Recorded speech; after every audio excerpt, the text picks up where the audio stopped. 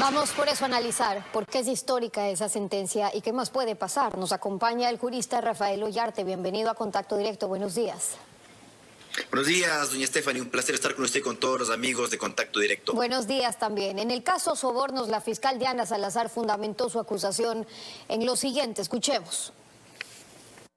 Los jueces han sentenciado como instigadores tanto al señor Rafael Correa Delgado como al ciudadano Jorge Glass, que ellos, a través de su influencia, irradiaron para que sus ministros, secretarios de Estado y asesores cometan los delitos. Esto es, soliciten dinero a los contratistas para poder ellos cumplir sus necesidades del partido político y los contratistas a cambio obtenían, obviamente, los contratos con el Estado.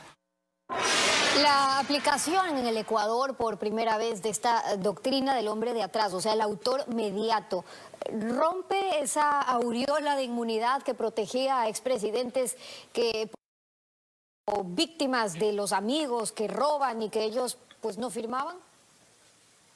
Bueno, la autoría mediata es una cuestión expresamente incorporada en nuestra ley penal, no es una cuestión meramente doctrinaria como se podría creer. El artículo 42, número 2, se refiere como autores mediatos a quienes instigan o aconsejan a otra persona para que cometa una infracción, cuando se determina que esa acción ha determinado la comisión de la infracción, y también a quienes ejercen un poder de mando en la organización delictiva. Es decir, no es una cuestión meramente doctrinaria. Pero hay antecedentes, por ejemplo, con expresidentes, y para que esté claro para la ciudadanía, el mismo hecho de que las autoridades puedan decir yo no firmé, fue un ministro, yo no sabía, no estaba al tanto, pero si se da justamente una estructura o una estructura criminal, como se lo ha acusado, sentenciado ahora mismo, que tiene sus autores mediatos y que por ende traspasa esa responsabilidad, ¿qué antecedentes hay en eso? Bueno, en el Ecuador no lo ha existido, pues tampoco teníamos la norma.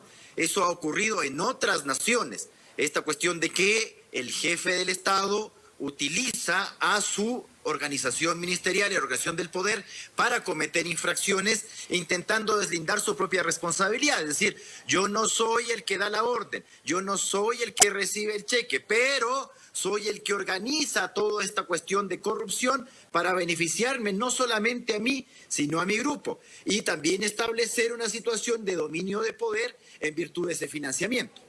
El voto salvado del conjuez del Tribunal de Casación, Eduardo Ávila, no objetaba el hecho de que hubo un delito, sino la pena impuesta. ¿Esa pena puede ser revisada o la sentencia está en firme? A ver, aclaremos, en casación usted no revisa los hechos del caso, lo único que hace es determinar si en la sentencia, en este caso la de apelación y la de condena, existen violaciones a la ley por aplicación indebida de la ley o por interpretación errónea de la ley. En el caso del voto salvado del juez Ávila, él lo único que ha hecho es apartarse de 2 puntos de los 69 de los que versaba la casación, solamente porque él estima, como lo hacen otros, y es un criterio que tienen algunos penalistas, de que en casación no se pueden modificar las penas. Esto respecto de la pena de Pamela Martínez y de uno de los empresarios. Entonces, no es que se está apartando de toda la casación o que está determinando que la sentencia es ilegal o que se han ocurrido en otras violaciones a la ley. Solamente se refería al tema respecto de estas 2 personas. Coincidía en los 67 puntos restantes. Hay una diferencia también entonces entre una sentencia en firme y una ejecutoriada. ¿Esta sentencia está en firme, está ejecutoriada? A ver, se entiende que los abogados de la defensa de los condenados van a presentar pedidos de aclaración y ampliación. Para eso tienen 3 días desde la notificación de la sentencia. Cuando el Tribunal de Casación despache esos pedidos de aclaración y ampliación, la sentencia causará ejecutoria, tendrá que devolverse al Tribunal de Origen para proceder a su cumplimiento, a su ejecución. Una vez que el tribunal proceda con eso, si es que es así, con la aclaración, entonces la sentencia se ejecutoría o también ya es cosa juzgada, para efectos electorales sobre todo. A ver, la sentencia tiene varias consecuencias. La primera consecuencia tiene que ver con la ejecución de la pena, el tema de la reparación integral, es decir, el tribunal de primer nivel deberá emitir los mandamientos de ejecución, pago de imitación de dólares, Si es que no se paga o dimita bienes en 3 días, se tendrán que emitir las órdenes de embargo con las correspondientes cautelares, secuestro de bienes, prohibición de enajenar, retención de fondos en cuentas, y si los bienes son insuficientes, llegaríamos incluso a la insolvencia. Cierto es que la sentencia también tiene unas consecuencias políticas. Toda sentencia condenatoria a pena privativa de libertad conlleva la suspensión de los derechos políticos de los condenados mientras subsiste la condena conforme el 60. Pero también tenemos otra cuestión. Cuando usted tiene una condena específicamente por cohecho, existe la inhabilitación perpetua para ser candidato a dignidad alguna de elección popular. No es que yo cumplo la condena y puedo volver a ser candidato, no. El artículo 113, número 2, que se basaba en el artículo 101, número 1 de la Constitución del año 98, establece esa inhabilitación perpetua. Pero además, con la reforma constitucional del año 2018, aprobada por la ciudadanía en el referendo del 4 de febrero de ese año, se agregó un inciso al artículo 233 que establece la pérdida de los derechos políticos de los condenados por cohecho, además de la imposibilidad de ocupar cargo público. Entonces, yo puedo cumplir la condena, podría recuperar la generalidad de los derechos políticos, pero no puedo ser ni candidato por el 113 número 2, no puedo ocupar cargos públicos por el 233 inciso segundo, y de ahí vendrá el debate, porque la pérdida de los derechos políticos de la Constitución es perpetua, pese a que el 78 del Código Integral Penal señala que la pérdida es entre 10 y 25 años. En el caso de la condena, curiosamente, se les ha condenado a perder derechos políticos por 8 años, ni siquiera por los 10. Y ahí vendrá la cuestión de si el 233 inciso tercero, al igual que el 113, se aplican de pleno derecho, es decir, si se pretendiera ejercer un derecho político luego del cumplimiento de la condena, no se podría ejercer ningún derecho político, y no solo el de ser candidato. Y con eso, claro, a propósito de los derechos políticos, hay algo más que establece la Constitución sin mayor precedente en la historia, y es que en el artículo 94 habla de esta acción extraordinaria de protección ante la Corte Constitucional contra las sentencias, aun cuando son definitivas, contra las sentencias definitivas. Esa acción constitucional que podrían presentar los sentenciados no interrumpe la ejecución de una sentencia, ¿o cuáles son los efectos? No, la sentencia estará ejecutoriada. De hecho, un requisito para presentar la acción extraordinaria de protección es que el fallo esté ejecutoriado, que se haya puesto fin al proceso. Ahí comenzaremos con la fase de ejecución.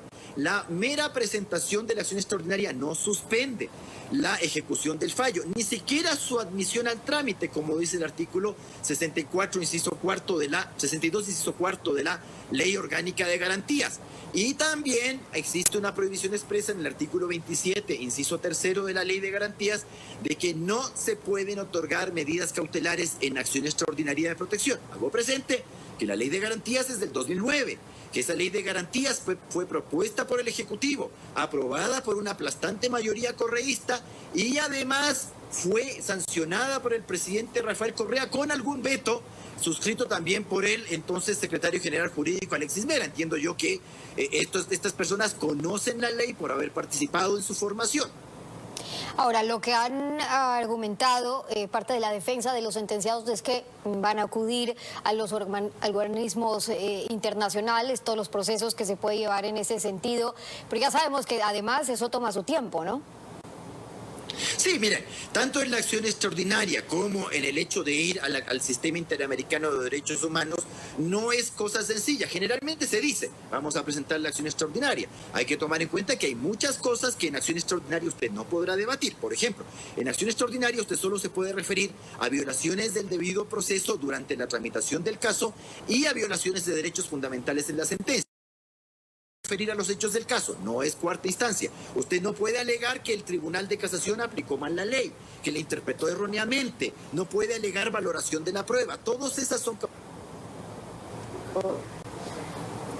Bueno, eso para dejar en claro lo que estamos viendo hasta ahora, cuáles son los efectos jurídicos de esa misma sentencia, cuáles son los efectos también a propósito de lo que estamos por vivir en los próximos meses, ese tiempo electoral. Y una vez entendido eso y aquellos efectos, la gran preocupación de la ciudadanía sin duda es, hay una sentencia ejecutoriada y entonces ahora lo que preocupa, ¿se va o cómo se va a poder recuperar lo robado, que es facultad ya de Procuraduría? Pero luego, ¿va a ser viable una reparación integral al Estado? Bueno, como le indicaba, hay un señalamiento de reparación integral de 14,7 millones de dólares.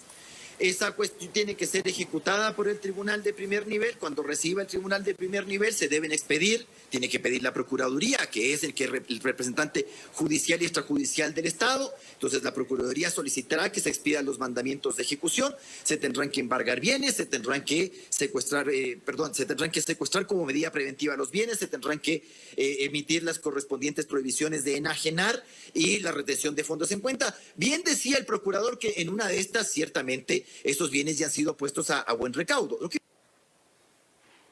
tenemos que comprenderla, muchas veces no.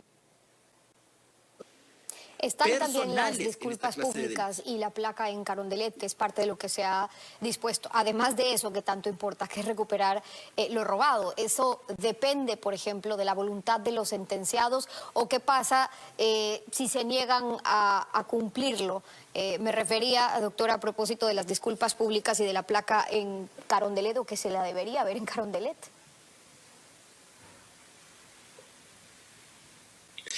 Mire, a ver, si es que los sentenciados no cumplen con la obligación de poner la placa se pondrá a su costa. A mí no me gusta mucho la idea, francamente, de poner una placa de estas características en Carondelet, donde está la placa de la muerte de García Moreno, de la llegada de Sucre, etcétera. Y además es un sitio que generalmente es visitado por muchos extranjeros. Ya suficiente hemos tenido como para que encima nos demos un escarnio. Pero bueno, está dispuesto la sentencia. Yo creo que en el futuro hay que pensar otras clases de medidas de reparación integral, que no sea dejar semejante cosa en el Palacio de Carondelet a vista y paciencia fuera que nos ven.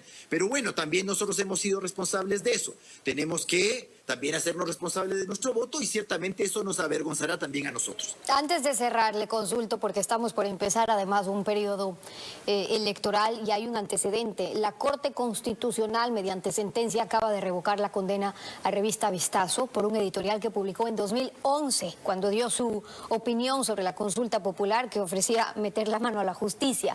Se establece allí un precedente a favor de la libertad de expresión, la opinión en campañas electorales.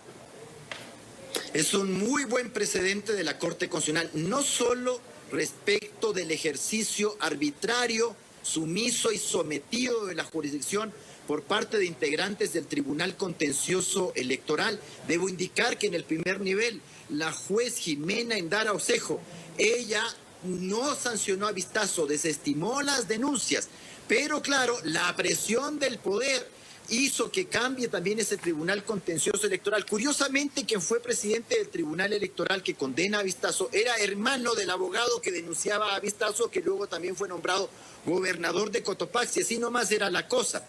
Claro, ciertamente se aplicaron normas con efecto retroactivo, el tema del artículo 207 que impide hacer publicaciones referidas al proceso electoral 48 horas antes, pero la Corte es muy clara en esta materia. En el ejercicio democrático es necesario que el electorado conozca las diferentes posiciones respecto de los candidatos y en el caso de las consultas populares de las posiciones que se están manejando, y que esa libertad de expresión no puede ser soslayada, no solo en perjuicio de un medio de comunicación, sino de la ciudadanía. Es un muy importante precedente. Rafael Ollarte, gracias por acompañarnos aquí en Contacto Directo. Siempre un placer. Buenos días.